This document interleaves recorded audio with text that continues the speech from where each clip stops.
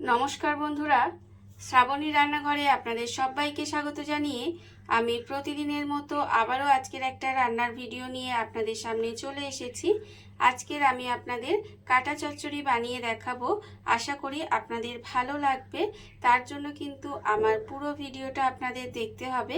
আর দেখা শুরু করার আগে একটা লাইক দেবেন, সুন্দর একটা কমেন্ট করবেন আর শেয়ার করতে ভুলবেন না। তাহলে চলুন আজকের আমি এই কাটা চচ্চড়ি কিভাবে বানাই সেটা আপনারা একবার দেখে নিন। রান্নাটা করার জন্য প্রথমে আমি এখানে দেখুন গ্যাসটা অন করে একটা কড়া বসিয়ে দিয়েছি। এইবারে আমি কড়ার মধ্যে দিয়ে দেব সর্ষের তেল।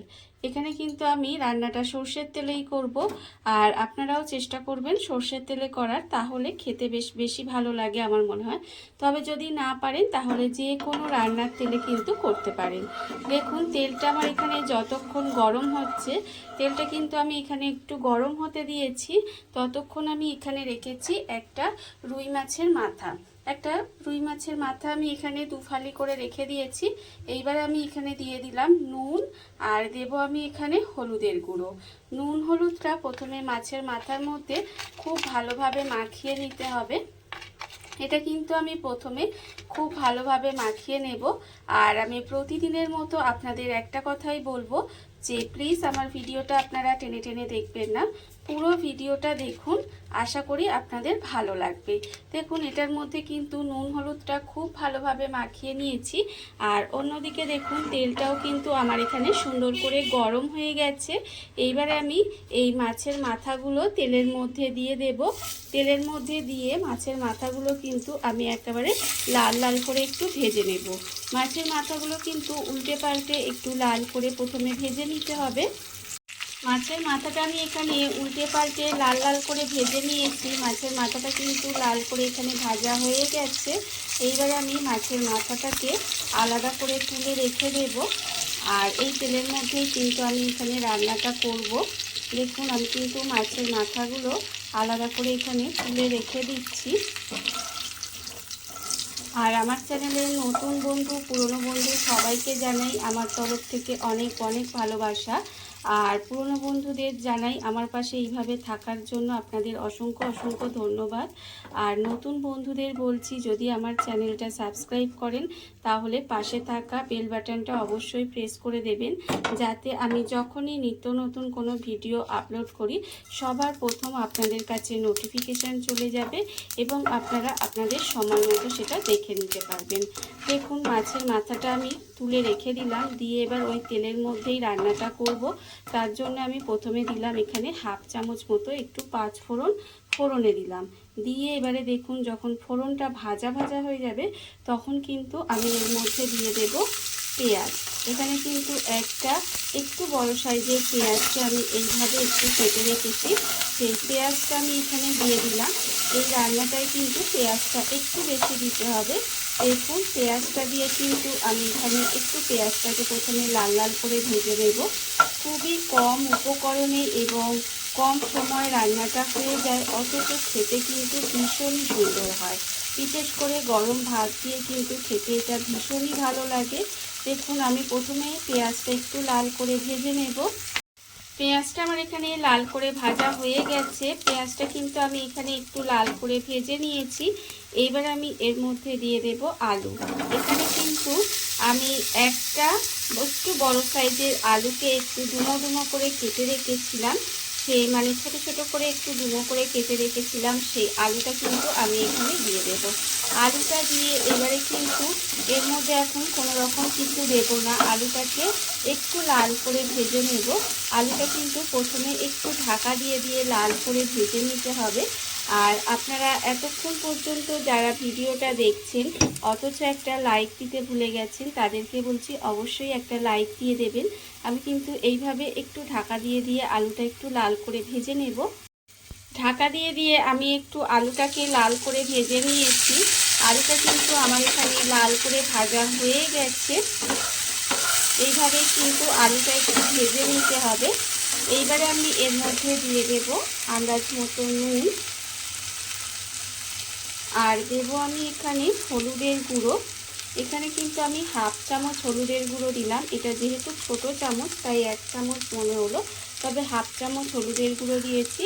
আর হাফ চামচ লঙ্কার গুঁড়ো দিয়েছি। দিয়ে খুব ভালোভাবে কিন্তু এটা মিশিয়ে নেব। মিশিয়ে নিয়ে মশলাটাকে কিন্তু একদম সুন্দর করে আলুর সঙ্গে কষিয়ে নিতে হবে। আমি আগেই বলেছি যে খুব কম উপকরণে রান্নাটা করব, অথচ খেতে কিন্তু ভীষণই সুন্দর হয়। বিশেষ করে আমি আবারও বলছি, গরম ভাত দিয়ে খেতে কিন্তু খুব ভালো লাগে। দেখুন আমি কিন্তু লঙ্কা গুঁড়ো, হলুদ গুঁড়ো আর নুনটা দিয়ে একটু সময় এইভাবে একটু ভাজা ভাজা করে নিয়েছি। তবে আপনারা কতটা ঝাল খাবেন সেটা বুঝে কিন্তু লঙ্কা গুঁড়োটা ব্যবহার করবেন। দেখুন আমি কিন্তু এই মশলাটা দিয়ে একটু সময় মানে 2 মিনিট মতো একটু ভেজে নেব। মশলাটা আমার এখানে 2 মিনিট মতো এখানে ভাজা হয়ে গেছে। এইবারে আমি এর মধ্যে দিয়ে দেব জল। এখানে কিন্তু পরিমাণ মতো জলটা দিয়ে দেব। আমি এখানে খুব বেশি জল দেব না, মানে আলুটা সেদ্ধ হবে এরকম কিন্তু আমি এখানে জলটা দিয়ে দিলাম। দিয়ে এবারে গ্যাসটাকে একেবারে লোতে করে দেবো। লোতে করে দিয়ে ঢাকা দিয়ে কিন্তু আমি কিছুক্ষণ এইভাবে রান্না হতে দেব, যাতে আলুটা একটু সেদ্ধ হয়ে আসে। মানে এই ধরুন 70% মতো আলুটা যেন সেদ্ধ হয়ে যায়, ততক্ষণ এইভাবে ঢাকা দিয়ে একটু রান্না হতে দেব। গ্যাসটাকে লোতে দিয়ে আমি এইভাবে ঢাকা দিয়ে বেশ কিছুক্ষণ রান্না হতে দিয়েছিলাম। দেখুন এর ফলে কিন্তু আলু এখানে আমার প্রায় 80% মতো সেদ্ধ হয়ে গেছে। যখন দেখবেন এইভাবে আলুটা একটু সেদ্ধ হয়ে এসেছে, তখন কিন্তু আমি এর মধ্যে দিয়ে দেব যে মাছের মাথাটা আমি ভেজে রেখেছিলাম, সেই মাছের মাথাটা আমি এর মধ্যে দিয়ে দিলাম। মাছের মাথাটা দিয়ে একটু উল্টিয়ে পাল্টিয়ে নেব। উল্টিয়ে পাল্টিয়ে নিয়ে কিন্তু আবারও এটা ঢাকা দিয়ে বেশ কিছুক্ষণ রান্না হতে দেব, যাতে মাথাটা সেদ্ধ হয়ে যায় এবং এটা একটু শুকনো শুকনো হয়ে যায়। দেখুন এইভাবেই কিন্তু আমি ঢাকা দিয়ে আবারও কিছুক্ষণ এইভাবে একটু রান্না হতে দেব। গ্যাসটাকে লোতে দিয়ে ঢাকা দিয়ে কিন্তু আমি এটা আবারও আরেকটু সময় রান্না হতে দিয়েছিলাম। দেখুন এর ফলে কিন্তু মাছের মাথাগুলো একটু সেদ্ধ হয়ে গেছে, দেখতেই পাচ্ছেন। এবারে আমি খুন্তি দিয়ে এগুলোকে একটু ভেঙে দেব। এই ভেঙে দিলে কিন্তু রান্নাটার স্বাদটা অনেকটা বেড়ে যায়। দেখুন এইভাবে কিন্তু খুন্তি দিয়ে দিয়ে একটু এইভাবে আলতোকালে ভেঙে দিতে হবে। ভেঙে দিয়েছি, দিয়ে এবারে কিন্তু এটাকে একটু আলুগুলোকে ঘেটে ঘেটে দেব। এই যে আলুগুলো আছে, আলুগুলো কিন্তু একেবারে সেদ্ধ হয়ে গেছে। এইবারে এটাকে এইভাবে একটু মাথাটার সঙ্গে আলুগুলো মিশিয়ে নেব। মিশিয়ে নিয়ে এইভাবে কিন্তু আর একটু শুকনো শুকনো করে নেব। মানে এই যে একটু জলো জলো ভাবটা আছে, এটাকে আর একটু শুকনো শুকনো করে নিতে হবে। মাছের মাথাগুলো ভেঙে দিয়ে দেখুন এটা কিন্তু একেবারে একটু শুকনো শুকনো করে নিয়েছি। আর এই রান্নাটা কিন্তু এরকমই একটু শুকনো শুকনো হয়। দেখুন আমার রান্না একেবারে রেডি হয়ে গেছে। কাটা চচ্চড়ি আমার রেডি।